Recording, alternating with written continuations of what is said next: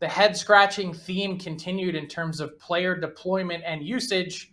Calgary Flames fans fired up on Tuesday as Nick Ritchie was one of the guys selected to go in the shootout ahead of someone like, I don't know, leading goal scorer and leading point getter Tyler Toffoli in the shootout.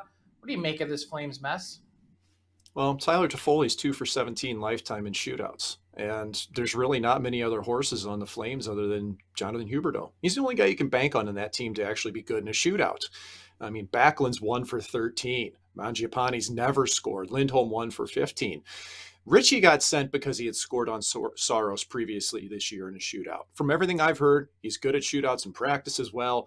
Had been having a strong game. The one I can't understand is why not Rasmus Anderson, 2 for 4 this season, and he is typically one of their top 3 shooters in the shootout. So that did surprise me a little bit. But you know what, man? The bottom line is that the Flames played in 53 one-goal games this year, Frank, and they managed to not win hardly. Like you said it, they lost 30 of them. So there's plenty of reasons throughout an 82-game schedule to not make the playoffs, to put it down to one shootout and who was sent on a team that's just not good in shootouts in the first place is tough for me.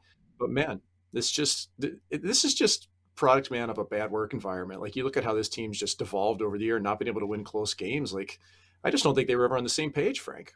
Yeah, you mentioned bad work environment. I'm glad we're moving on from the shootout because I didn't want to get lost in the weeds, but it was an important thing to talk about because that's what Flames fans were buzzing about overnight. And the bad work environment is what sticks out to me. You heard sort of veiled comments from Nazem Kadri earlier this season on the podcast that he joined me on.